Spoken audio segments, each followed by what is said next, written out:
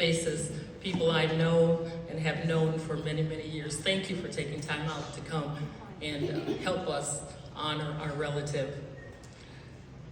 I can imagine that life was a little bit difficult for little Albert. At 7 years old, his father was killed. At 9 years old, his mother had to give up custody to give him a better life. She allowed him to live with a farming family to learn a trade.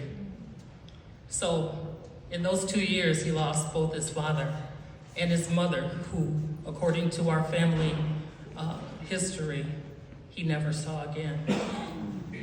He worked on that farm for 8 years and then eventually ended up in Richland, Michigan.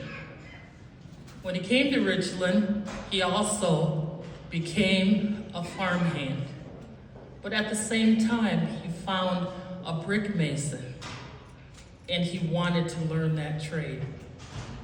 So he became an apprentice willingly for 8 years to learn that trade. And after those 8 years, he was a fully fledged journeyman, ready to open his own business, right here in Kalamazoo. Now, our family has been in Kalamazoo for a long time, and my brother and I are very thankful that our family was allowed and had the opportunity to not only have a photo record, but written records. That was not very common in Black families because slaves could not be taught to read or write. It was against the law. Because when you can read and write, you can make your way in the world and you have great opportunities.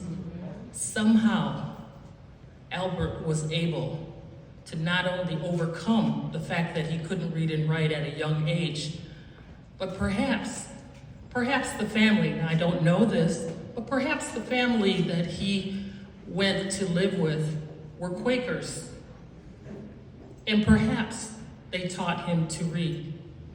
And perhaps they taught him to do the math that is so critical if you're going to be building any kind of buildings. Albert was a man of integrity, a man of honor, a man who not only talked the talk, but he walked it. He was a man of faith. I can imagine little Albert back then losing his father, his mother, now moving forward and thinking, who do I have? And maybe, if you allow me to just kind of imagine, maybe when his mother turned him over to the family to raise him, she may have hugged him and said, son, you know your daddy loved you, and you know I love you, and you know your sisters love you.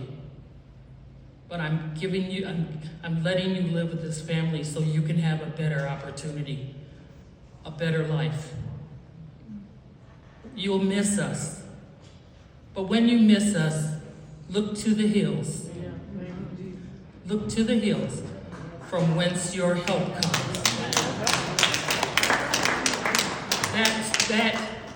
That message of hope and faith and trust in God, Albert carried throughout his entire life. These are the stories my brother, my sister, and myself heard from our family. Our family has been in Kalamazoo since 1856. I was born in 1956. They were here 100 years before I was even born. Albert White contributed much, and there are other family members as well. We don't have time to talk about all of them right now. But I want you to know that today, the message of Albert White, which is persevere, be honest, do the things that you know are going to benefit your family, mankind, the community. Do those things. Today, as a family member of Albert White, I graft you, all of you, into our family tree. And I ask you to do the same. Go out, make a difference in your community. Make a difference in your family. And for some of you who know me, you know that I was an elementary teacher for many years. Teach someone how to read. Teach a child how to write. Help these young people. They need those skills. They have to be able to communicate effectively in order to live a life that's going to make a difference. So when you drive past, if you're in the Vine neighborhood, there's a beautiful view. Maybe on the way home you can drive, I think it's Davis Street, drive down and look at this beautiful, beautiful monument of what God had done for Albert White. Look up to the hill and see this beautiful building, but know that you too can make a difference. Thank you so much for taking the time out to come here.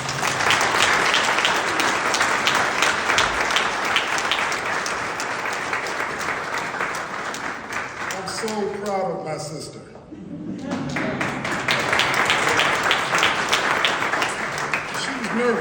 She was nervous. She didn't want to come up here and talk at all, but we needed to hear what she had to say.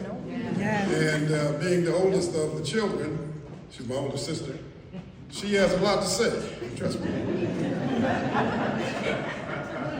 But it's always been something that's been edifying to me, and I've grown from her wisdom and her knowledge and her experiences. And I'm so thankful to have a sister like Deborah.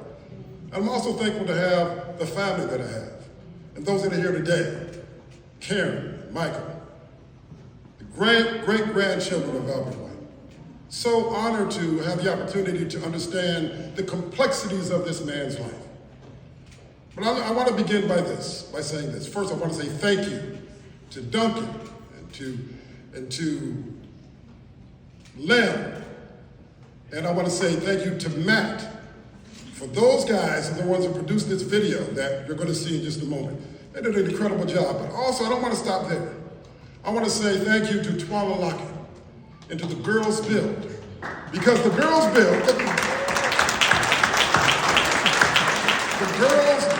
they're all here, they're in pink. They represent the future.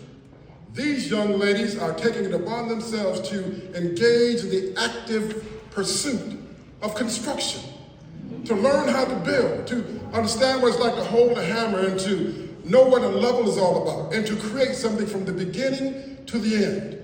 And Twala Lockett and Winona Aaron and all the leadership of this organization, they're doing phenomenal things. Watch out for Girls Build, because they may be building your next home. And Western may want to consider maybe looking at a partnership with Girls Build as offering scholarships to these young ladies. I want to put that out there as well. All right. Western begins with W-E, the pronoun we, not I. We. We collectively make a difference. We are the ones, when we put our minds together through synergy, we then can move mountains. We do those things. And Albert White had a significant impact on the we. Because through Albert White, what did we learn? Perseverance. Not because of, but